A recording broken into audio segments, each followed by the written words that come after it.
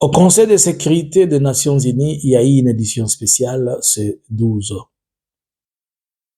Tous les partisans, tous les partis en conflit, RDC, Rwanda, Burundi, ont pu prendre la parole, ainsi que les USA.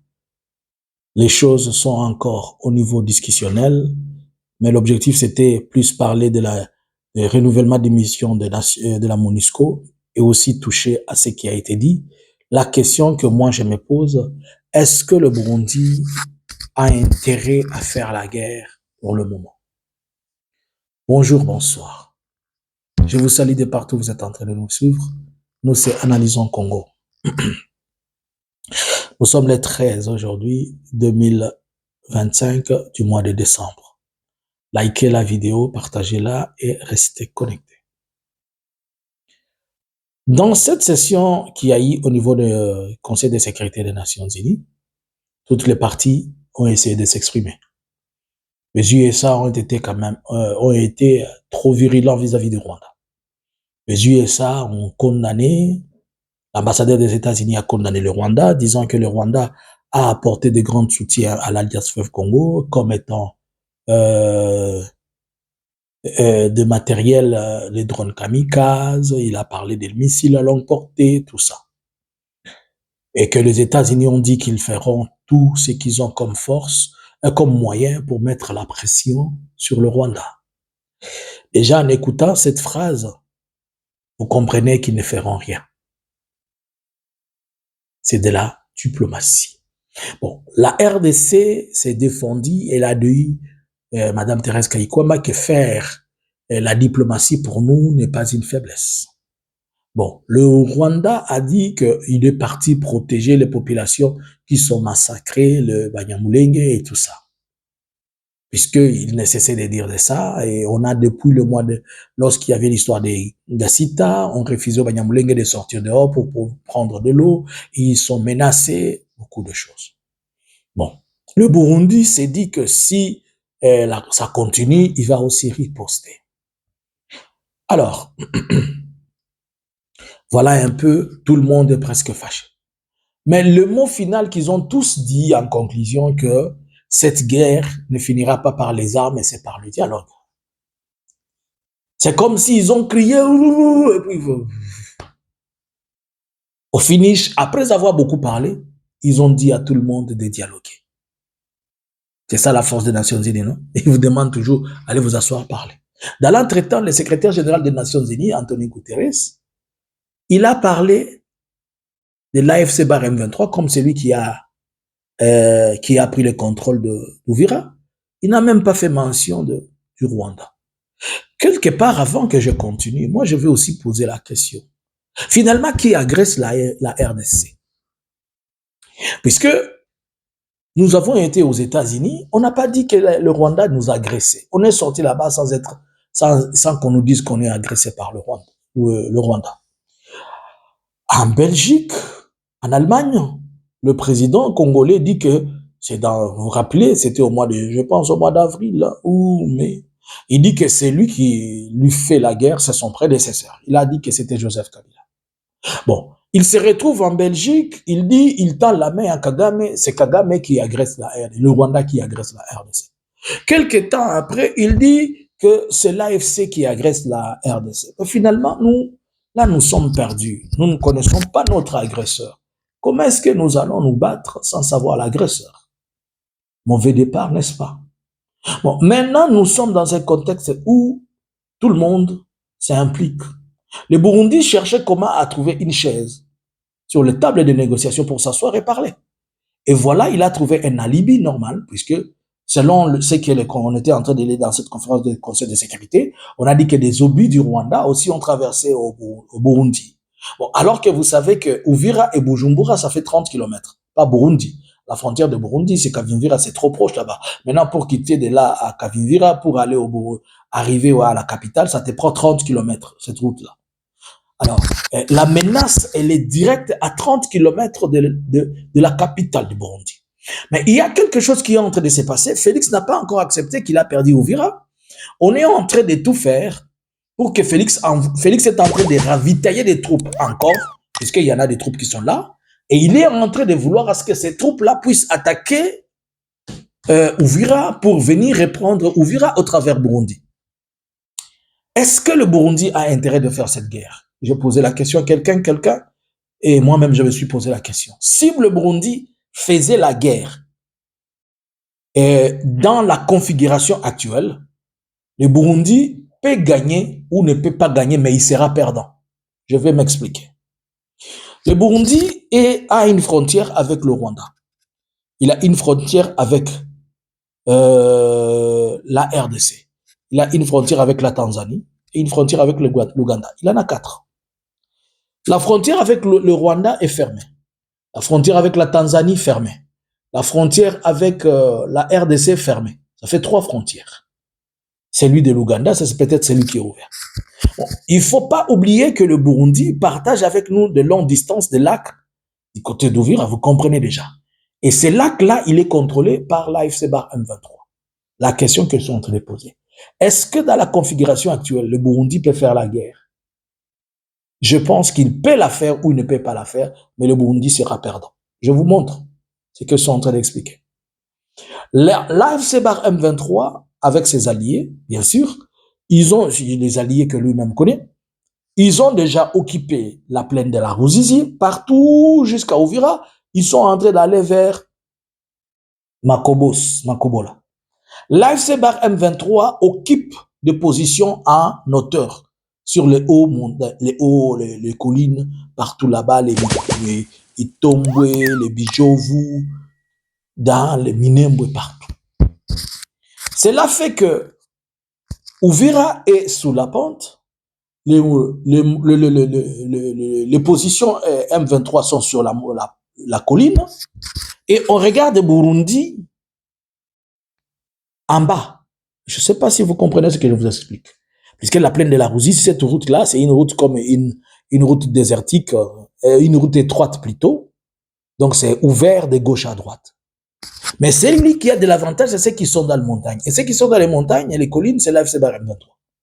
Si le Burundi attaque pour répondre Uvira, on va larguer sur Burundi. Si on largue sur Burundi, c'est la population burundaise qui sera mort, qui va d'abord être victime en premier.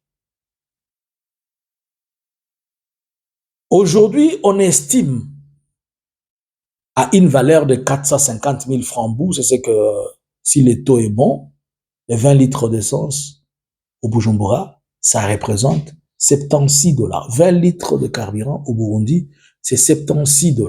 C'est ce qui s'est dit. Ça fait seulement 4 jours ou 5, presque pas encore une semaine, que la frontière est fermée.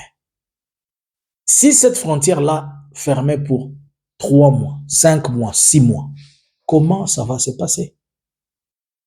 Où vont-ils s'approvisionner de carburant ainsi que d'autres produits de première nécessité qu'ils ont toujours pris du côté de la RDC? Vous allez comprendre que tout le monde ici, sauf la RDC qui veut récupérer des positions, est dans l'obligation de dialoguer.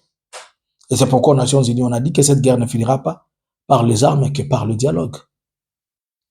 Et qui dit dialoguer, le Burundi ne peut pas ignorer l'AFC, comme fait le Congo, pour s'adresser au Rwanda. Et s'il s'adresse au Rwanda, cela veut dire que le Burundi doit négocier avec le Rwanda, il doit négocier avec l'AFC. Automatiquement, nous savons qu'il y a un endroit où il y a une telle configuration de négociation, c'est-à-dire c'est au Doha, et c'est à Doha. Cela veut dire que le Burundi, il faudrait seulement qu'il prenne sa chaise et venir s'asseoir à Doha pour que lui aussi s'explique. Et après, il faudrait encore que l'on trouve un autre mécanisme par lequel le Rwanda va discuter avec le Burundi sur des questions liées au Congo, puisque leur conflit, c'est à partir du Congo. Le Burundi qui supporte les FDLR, le Rwanda qui appuie l'AFC M23. Donc ça devient 2 belligérants qui ont chacun un allié qui est contre l'autre. Et la seule façon de faire les choses, c'est que les 2 garçons s'asseyent, ils discutent. Alors, est-ce que cela dit que la force qui va venir du Burundi peut déloger ceux qui sont à Uvira? Niet. Si la force qui vient du Burundi pouvait dégager ceux qui sont à Uvira pour récupérer Uvira, c'est que l'AFC ne devait pas rentrer à Uvira puisqu'il y avait la force. Il y avait tout là-bas. Il y a les drones, il y a les Sukhoi, il y a des militaires, il y a les mercenaires qui sont là, mais ils n'ont rien fait. Ce n'est pas, puisque ce n'est pas comme Uvira est tombé, après que Uvira soit tombé, que maintenant ils peuvent avoir cette force-là. S'ils viennent, bien qu'il y a plusieurs façons d'entrer, ils peuvent entrer dans la forêt, ils peuvent entrer, mais s'ils viennent, avec la situation actuelle, ils seront d'une manière ou d'une autre perdants. Mais dans la guerre, tout est possible. Cependant, le Burundi aura le choix entre l'économie et la sécurité. Il va privilégier l'une des deux. Je vous montre comment le Burundi est perdant. Vous savez que lorsqu'il quittait le territoire de Fizi, vous prenez à partir de Mboko, Makobola, Baraka, Misisi. Lorsqu'il quittait là-bas, même vers Kalemi là-bas, le minerai, lorsqu'il quittait, les gens venaient avec Inde pour aller vendre où c'est? Au Burundi. Et il y a une quantité énorme d'or et d'autres minéraux qui traversent et qui entrent au Burundi.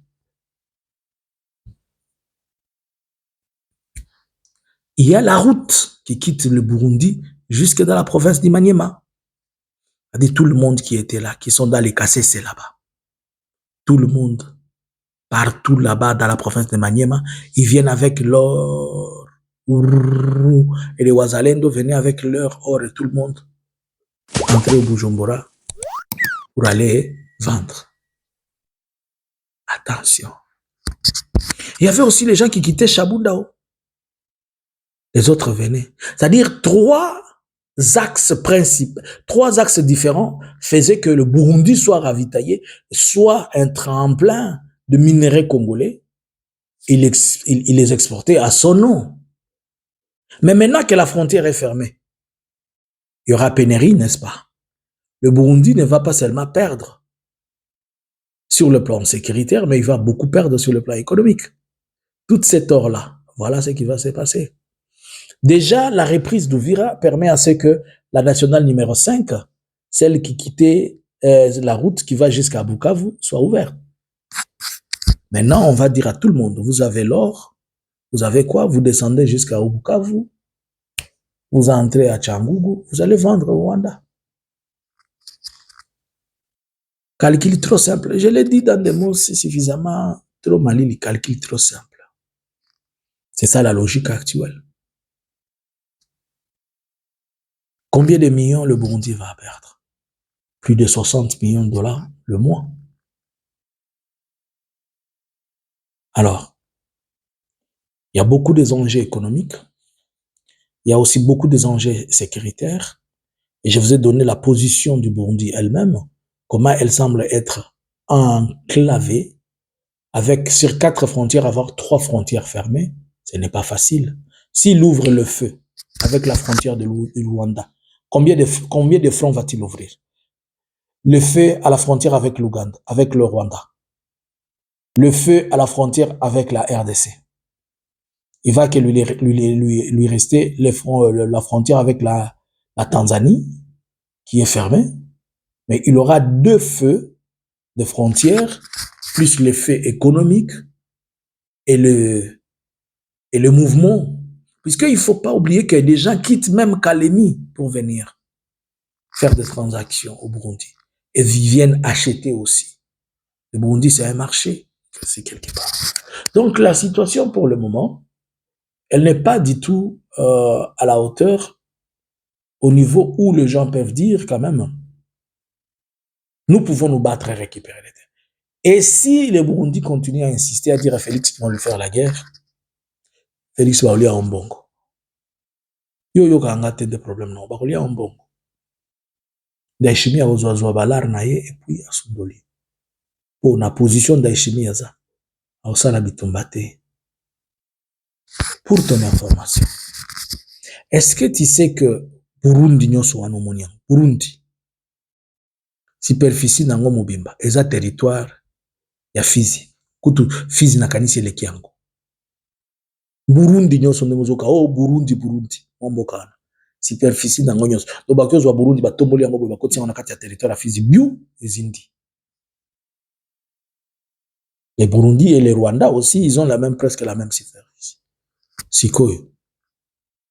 Pense-t-il que le Burundi aura assez de militaires pour déployer dans des fronts au Congo, déployer aussi pour combattre chez lui?